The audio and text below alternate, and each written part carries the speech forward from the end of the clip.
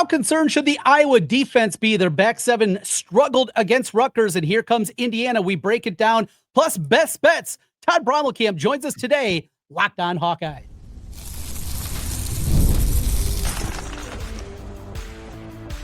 You are Locked on Hawkeyes, your daily podcast on the Iowa Hawkeyes. Part of the Locked on Podcast Network, your team every day. Hey, welcome in. I'm Trent Condon. That's Todd Brommelkamp, and this is the Locked on Hawkeyes podcast. Thanks for making Locked on Hawkeyes your first listen every day. Today's episode is brought to you by FanDuel. Right now, new customers can bet just $5, and if your bet wins, you'll get $300 in bonus bets to use across the app. Download the FanDuel Sportsbook today. Well, Todd, we're going to break things down, take a look back one final time at the Rutgers matchup, a look forward to what we expect to see this week against Indiana. Got some questions for you, and of course, we'll make our best bets of the week, some of the games that we're looking at here on the college slate coming up, presented by FanDuel, all to come.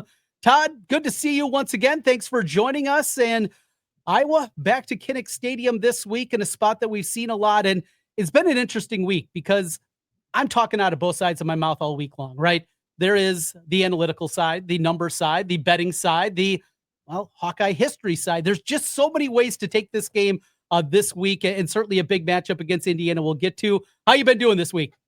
I'm good. I'm not quite sure what day of the week it is, but I think it's Wednesday. That's why I got my pink on. I used to do that when I was on the radio. So I'm glad you're talking about the Hawkeyes. I'm still looking for a job, but we got plenty to talk about after what they did to Rutgers. Yeah, a game 38-28 that finishes with Iowa having to score. And Todd, throughout the course of the summer, one thing that I talked about often here and on the radio was there was going to be games this year. I truly believe that Iowa was going to have to score to win. I didn't think it was going to be against Rutgers that they were going to have to do it. But when you looked at what they have, Oregon, Penn State, USC, those definitely at the top of the line, that they cannot just hope, well, let's see if we can get through this 13-10, right? The way that they've been built the last 3 or 4 years, it wasn't going to happen. And they did that on Friday night. I think it was eye-opening, and they didn't do it with gaudy numbers by any means, but they moved the football. And speaking of analytics, there were some numbers out there in some of the yards per play and what they should have scored in the game, that this is an Iowa team that actually should have scored 45 in this game when you look at some of the analytical numbers. So they were humming. Now, Rutgers defense isn't great. I mean, you put that also in there as we saw other teams be able to move the ball against them. But after the struggles early on, it was that positive step forward, I think, that we all needed to see from this Hawkeye offense. Yeah, I was not expecting to be entertained by that game last Friday night. And there I was on the couch from start to finish and got the big returns from Caden Weechin. I think the last time we talked, we were talking about Iowa special teams kind of needing to step up. And they certainly did in that game. I thought Mark Gronowski looked a little bit better. And we've seen this from Iowa in the past, where they get off to slow starts and they become a better team in the second half. And I think you saw Phil Parker make some adjustments in the second half that paved the way for that Iowa victory. And they're certainly going to need to carry those adjustments over this week because they're not playing Rutgers again. Yeah, the step up in competition, it is immense. And what we saw from Indiana, before we get to the Hoosiers, as we kind of take a look back, you mentioned Phil Parker and the adjustments that we saw in the second half of the game, that one scoring drive that they had in the second half. And after those first three drives, the only points they put up, I was called high school football on Friday night. So I had it up in the press box, but I wasn't really seeing anything. So by the time the game got over, I was locked in and I was sitting in the parking lot like a weirdo watching on my iPad. And I just sat there for an hour watching the end of the game. But that was one of the drives that I saw in the initial go through. And at that point, it wasn't that I was playing poor defensively. Deshaun Lee was there. TJ Hall was there.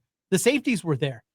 Calic Manis was just making incredible throws, and those wide receivers were making plays. And I walked away not knowing how those first three drives went, saying, well, if they're playing like this, there's no reason that they're doing that. So I guess I wasn't as discouraged on that and even seeing that scoring drive than maybe I was initially from the defense.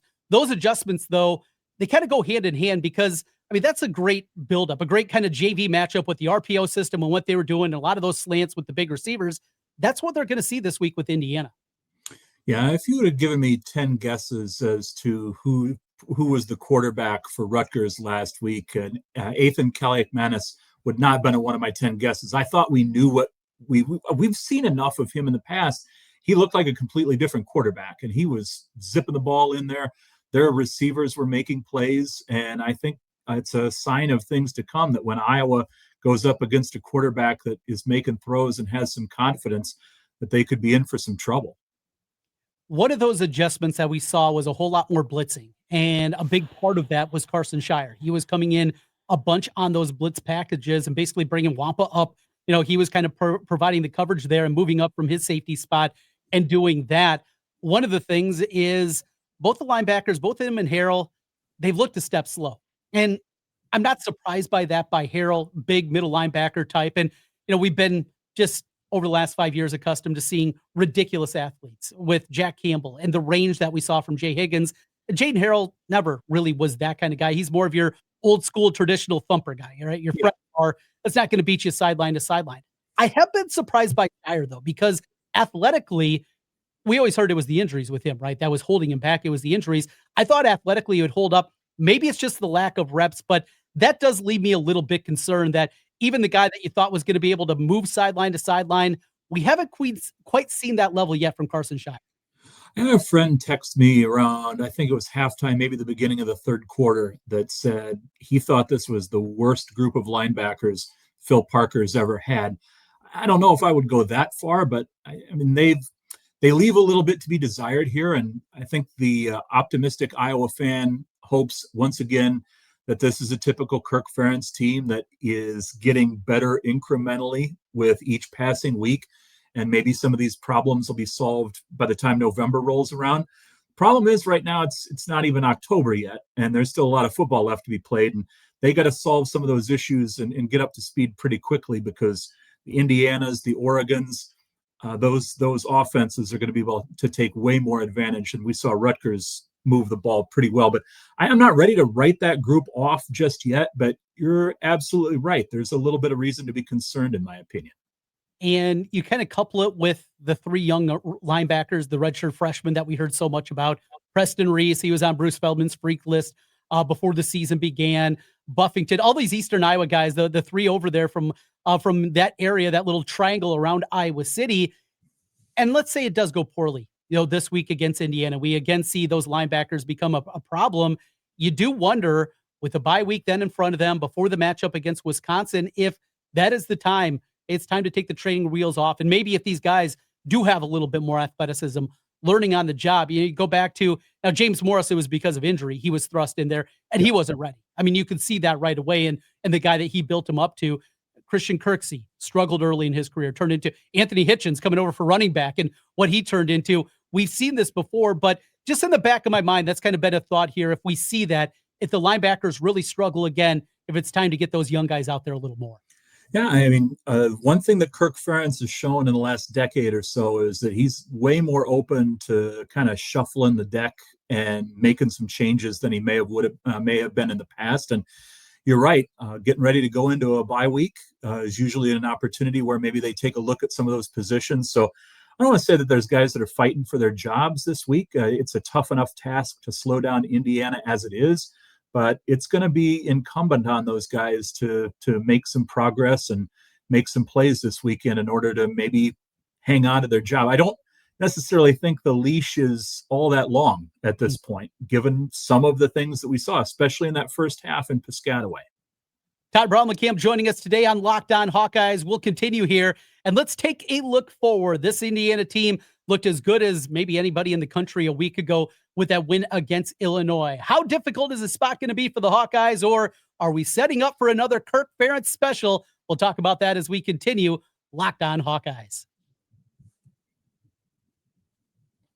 Mazda crafts cars for those who do more than simply move. Mazda delivers confidence with every ride, with more IIHS Top Safety Pick Plus awards than anyone else as of August 2025. From footwork to breathwork, athletes sweat all the details. Mazda brings the same intention to how we craft every model. You can hear this craftsmanship in every detail, from metallic accents to available Napa leather upholstery. An all-wheel drive standard in every crossover SUV you can drive with confidence through almost any season. Like our players, we sweat every detail because when you make every move count, impossible becomes irrelevant. Mazda, move or be moved.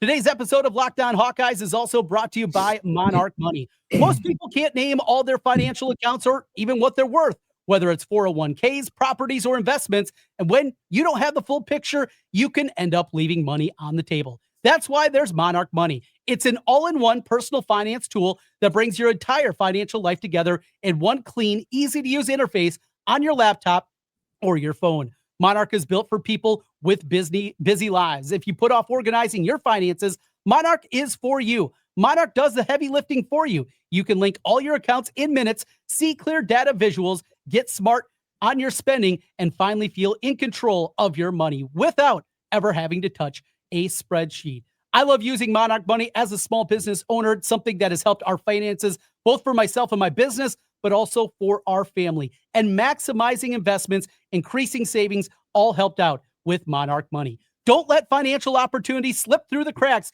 Use the code LOCKEDONCollege at monarchmoney.com in your browser for half off your first year. That's 50% off your first year at monarchmoney.com with the code LOCKEDONCollege. monarchmoney.com. Trent and Todd back with you once again here on the Locked On Hawkeyes podcast. Thanks for being with us and making Locked On Hawkeyes your first listen every day. Todd, to Indiana. We turn the page. We don't have a 24-hour rule like Kirk Ferentz has. But I mentioned going into the break, the Ferentz special, right? The Kirk special where team is down and out. One of the greatest examples is, 6-7 years back, they went out to Penn State. They got absolutely blitzkrieged. Looked as bad as an Iowa team did. Gave up nearly 600 yards of offense. I think it was 599 in that game. And here comes Michigan, ranked second in the country, was throttling everybody they played. Iowa hangs around, gets a safety, wins it on the walk-off 14-13. It's happened before, but it hasn't happened in a while. And I think that's kind of the divide that we're going through right now. You can go back in history and come up with examples. We don't have very many recent examples. Yeah, and you've got to go by recent history, especially when Kirk has been here for 27 years. You can go way back and find anything to fit whatever narrative you want. But college football, more than ever, ask Mike Gundy, is a what have you done for me lately business.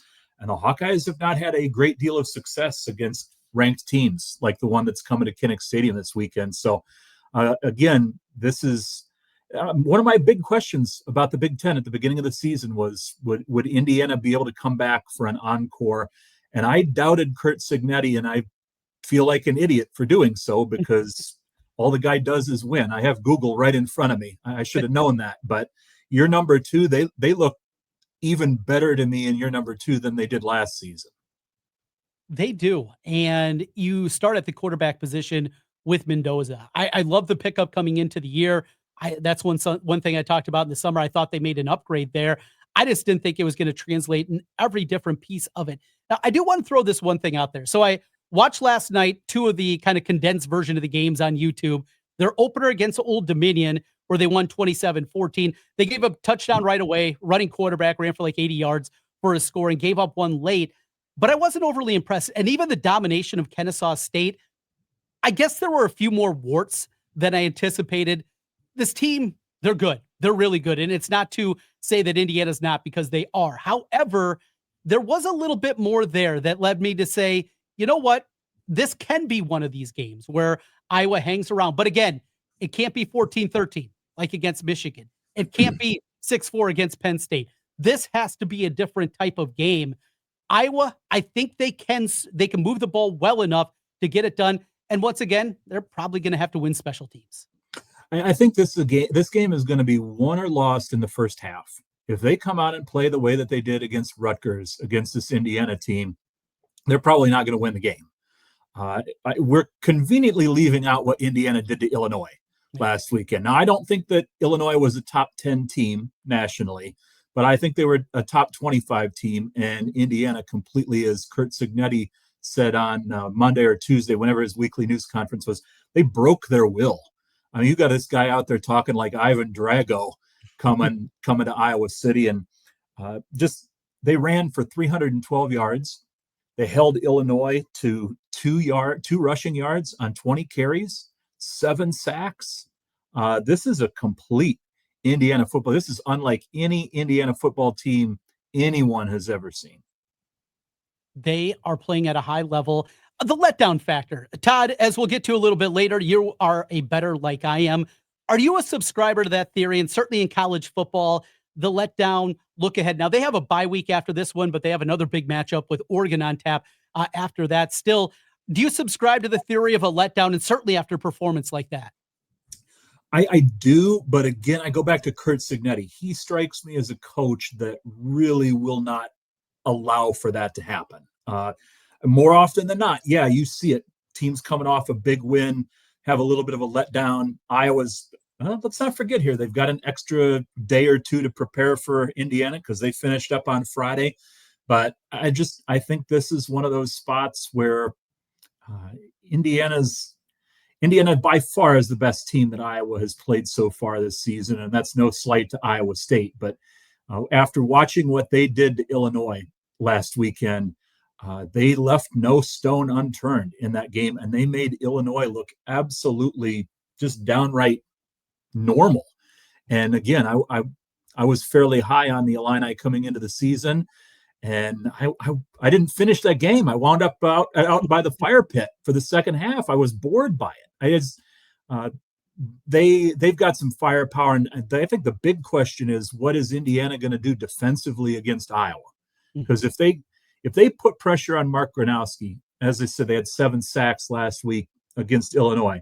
If they make life difficult for Gronowski and Iowa can't run the ball to set up the pass, you might hear the boo birds in Kinnick Stadium on Saturday.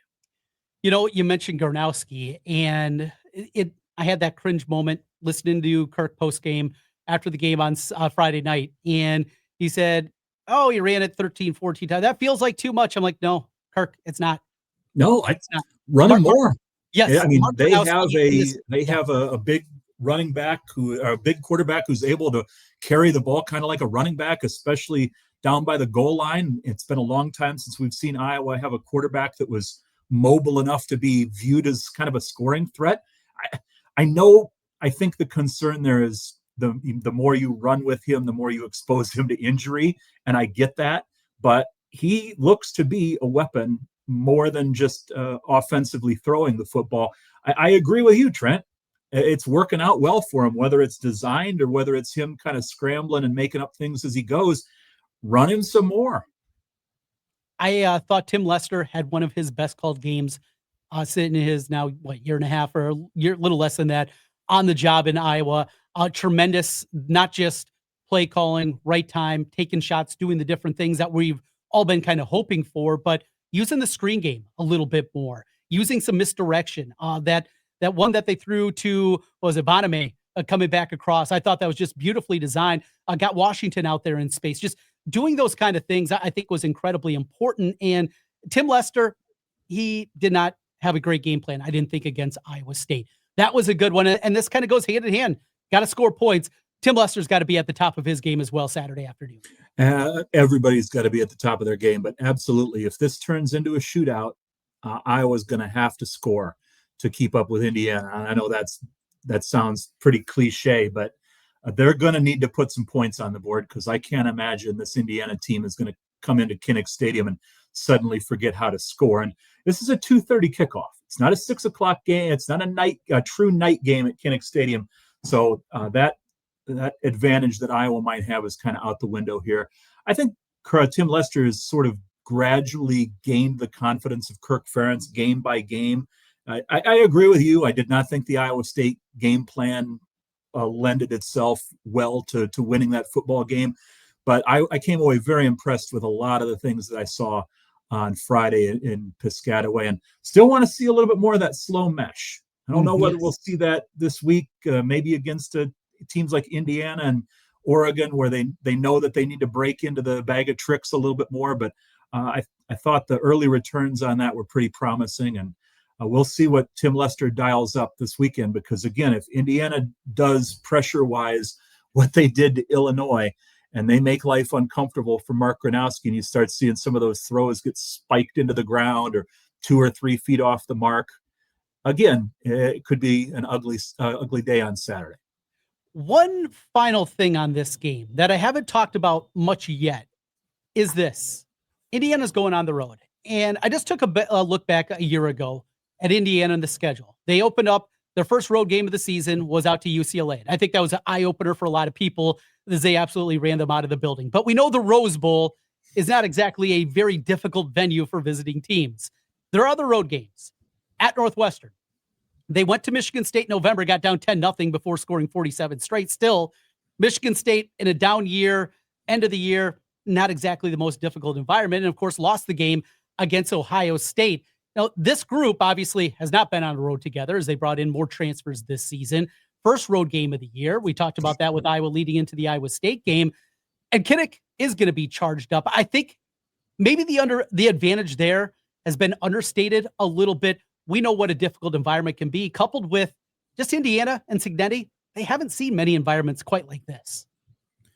You know what? That's a good point. It's one of the things that I tend to look for every year is what's the team going to do in its first true road game and first Big Ten road game. And we'll see whether or not that factors in here. And I remember that Michigan State game really well last year. And I was on Michigan State. And then they found that second gear and they pulled away. And again, I think this comes down to how it starts. And if Iowa maybe holds them on the first drive or two, or Caden Weechin gets something started again like he did last Friday, and the Kinnick crowd, this does strike me as a game where the crowd could play a big part, especially early on. Let's get it going, charge it up, and hope for the best come Saturday afternoon about 6 o'clock as that thing's wrapping up. But we got a lot more before that. We got to make some picks here for this week. Todd, he's got a handful, and we'll make our thoughts. No one on this Iowa-Indiana game, a betting perspective, different than what you see. And we'll explain a little bit why that is and why this point spread is very interesting in the betting markets as we continue. Our best bets of the week presented by FanDuel as we continue on the Locked On Hawkeyes podcast. The NFL season is here, and FanDuel is making sure you're ready for kickoff with a can't-miss offer. Right now, new customers can bet just $5, and if your bet wins, you'll get $300 in bonus bets to use across the app. I love the FanDuel app. They have a wide menu of betting, not just your standard point spreads, over-unders. You can go deep into it. How about building a same-game parlay? See if you can take that little bet and build it into a whole bunch, or even jumping into the live action as it unfolds. It's quick, easy, and the best way to add a little bit more energy to your football weekends. Plus, look ahead lines, looking forward to the big games in college football before the games are even played. FanDuel, one of the first sports books to get those numbers out there and a chance for you to fire away. Are you ready to play? Download the FanDuel app now by visiting FanDuel.com to get started. That's FanDuel.com to place your first $5 bet. FanDuel.com. Back with you one final time on the Locked On Hawkeyes podcast. Trent Condon alongside Todd Brommelkamp. Glad to have you aboard with us here today. Best bets of the week. And Todd, want to start first with a thought on this game. So I looked Saturday night, and FanDuel already had numbers up, including Iowa, and they were getting at that time, I want to say it was 6.5. And then very quickly went to 7.5 even before I went to bed because I stayed up way too late watching Michigan State USC. So I looked again before I went to bed, and when I did, I saw it was up to 7.5. Then the next day, I see when Circa releases their spreads for the week. They do it Sunday, and they used to be the opener. Circa is a sharp book. Circa is where professional bettors bet, and they had it open to 4. Now, they were also inundated with money, and very quickly, they went north of that touchdown money, but I did think that lent a little bit of insight. The sharpest book out there, even knowing that a couple of the big shops, FanDuel, DraftKings, had the number north of 7.5, they still kept it Iowa +4. You're a gambler. Did you read anything into that? I tend to agree with you. I look at that particular book to see what their lines are and how they shape up with everybody else's. And the fact that they had it well under a touchdown to open, they usually don't make very many mistakes, Jeff Benson and his crew. So that one does have me thinking a little bit here. I look at this just from a Joe Public perspective, and I can see a lot of people getting suckered in on Iowa because, if they are even familiar with the mythology of Kinnick Stadium, and I can't believe that you're going to give me 7.5 points at Kinnick Stadium. I got to take the Hawks, right? And that's where I think maybe there's a little bit of a trap here. This would be just a stay away game for me, because Iowa is either going to win this in a close one or Indiana is going to blow them out of the water. Yeah. I think so. The fact that it's north of 7 tells me I think Indiana might be the play here, but it's not one that I would want to touch with anybody's money. And I don't have any right now because I'm unemployed. Well, maybe make a little bit, because you probably got a couple of bucks in some of those accounts, and you can fire away at that. Maybe take a little and build it into a lot. Let's jump into the Big Ten slate this week. Anything jump off betting wise for you? Speaking of interesting spots, the big noon kickoff, USC early body clock game. We've seen the West Coast team struggle. We've seen a vice versa. I think this one is incredibly intriguing just because of that angle again that we talked about a lot. I think everybody is probably going to be on USC this week, even with the advantages that Illinois has. Not everybody. So bad. Not everybody. Not everybody. You like the Illini? I'll get back on the Illinois bandwagon. Like Signetti said, he broke their will, and I'm hoping that Bielema can at least maybe him and Humpty Dumpty's men can get that team put back together again. But I think I saw 6.5 Illinois at home. You mentioned USC coming east, and it is the early kickoff for them. I think it's a good spot for Illinois to rebound, and it's a heck of a teaser spot too. 6.5 if you can tease that up. I know a lot of people like to do 10-point teasers. A hard time finding Illinois losing that game by 17 points at home. I'm with you on that one. I think I have Illinois in the back pocket. Another one I already do is I got the Washington Huskies against Ohio State. And I don't know if there'll be some Buckeye steam that starts to come in, throughout the weekend. There'll be a very public play, I'm sure, this weekend. But I got this thing at 9.5. I know there's a lot of 8.5s currently in the market. As I look right now at FanDuel, it's 8.5 there. So I grabbed the points with the Huskies. Again, Ohio State, them also going on the road right now. You got a lot of the betting public on the Buckeyes, 73% of the tickets, 74% of the money. I love this spot, and I really like this Washington team. Damon Williams, big physical running game. I think this Washington team's pretty good. I think we're going to see a tight one out in Seattle. Yeah, to me, that's great teaser material. If it's 8.5, you put 6 on there and you get north of 14, 2-touchdown game. That'd still be a convincing win for Ohio State on the road. I don't know about it at 8.5, but I trust your judgment on that one. I did have that one kind of starred off to the side because, again, it's, like I like to say, a name brand team going up against a team that maybe has lost a little bit of its luster over the last couple of years, but I still think is a pretty good team, especially when they're at home in Seattle. All right.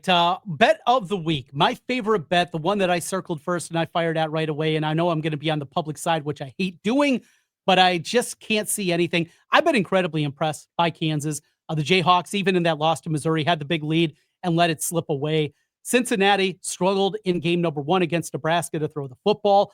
I think Kansas is the right side here, and laying the number 4.5 is out there right now in the market. I'm all aboard this one. I normally am all about the underdogs. I'm playing a favorite here. The Jayhawks, my best bet of the week. What do you have, Todd? I'm going to go with Arizona going into Ames. Oh. Jack Trace Stadium. Correct me if I'm wrong. They're both coming off a bye week. I know Iowa State is. Arizona's catching 6.5 here, and we'll see. I mean, these are the types of games that Iowa State needs to really make a statement in. And I just think that the way that Matt Campbell sort of is built, very similar to Kirk Ferentz, that if they can win that game by 4 or 6 points and get out of there with the victory, they're going to be happy for it. So I'll roll the dice here with Arizona and 6.5 going to Ames. I think Iowa State wins that game, but I think it's close. And don't forget, Conradi is out, right, for Iowa State. So you've got a backup kicker there, which we've seen Iowa State have some special teams problems in the past. So I'll roll with Arizona going on the road and getting 6.5 in Ames. Going with the Wildcats. Final thing for you, Todd. Saw that you wrote over in Substack a little bit about a friend of yours that just passed away, Dave Sharapan, and myself as a gambler and somebody that does a lot of gambling content. Certainly knew the name. Boy, looking back at all the tributes that have been out there, very disappointed I didn't have an opportunity to cross paths with him. Heard nothing but great things, and a guy that I know very near and dear to your heart. Yeah, got my BVB hat on. Always forward, never straight was one of Dave's favorite sayings, and trying to keep that to heart moving forward here. And he was a great guy, and he had thousands of friends, and he had the ability to treat every single person that he met like you were one of his best friends. And a tremendous loss, and Jess, his wife, and his 3 daughters that are left behind. But a guy that basically took a gamble on himself and dropped everything and went to Curacao and helped get an offshore book up and running, and that basically got him his big start in the business, and then went out to Vegas and did great things out there, and had the opportunity to spend a couple days with him in Vegas a couple years ago, and I'm glad that I did. Really am, and tremendous insight, and I really wish I could get his insight on this Iowa-Indiana game, because he would be able to tell you what circa opening that at 4 versus everybody else. He'd probably have some thoughts on that, and I wish I could pick his brain right now. No doubt. Well, Todd, a little bit of a somber note, but certainly great memories of a great person and nothing but incredible things in the gambling space with Dave. Thanks for joining us this week. We will hit it up next week, and it'll be a bye week edition as I will be coming off the bye. Boy, what a difference a game can make. If Iowa goes into the bye with a victory against Indiana compared to taking the second loss of the season. We'll see what it is, but looking forward to doing it next week with you, Todd. All right. Talk with you then. That's Todd Brommelkamp joining us here as he does weekly now on Locked On Hawkeyes. Thanks for being with us and making Locked On Hawkeyes your first listen every day. We'll talk to you again tomorrow. Until then, go Hawks.